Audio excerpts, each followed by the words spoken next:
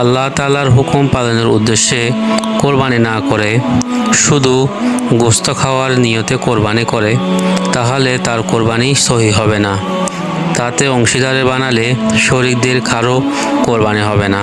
তাই অত্যন্ত সতর্কতার সঙ্গে শরীক নির্বাচন করতে হবে।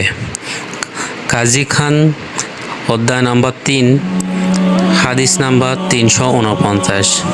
আরেকটি বিষয় হলো, আপনাদের আরেকটি বিষয় অনেক জরুরি খেয়াল রাখা, সেটি হচ্ছে হারাম টাকা দিয়ে কেউ কোরবানি করলে তার কোরবানি আল্লাহর কাছে গ্রহণযোগ্য হবে না। কেননা আল্লাহ তাআলা পবিত্র, শুধুমাত্র পবিত্রটাই তিনি গ্রহণ করবেন। তিরমিজি, হাদিস নাম্বার 2989। পবিত্র কোরআনে ইরশাদ করেন, হে ঈমানদারগণ, তোমরা ব্যয় করো তোমাদের অর্জিত হালাল সম্পদ হতে। সূরা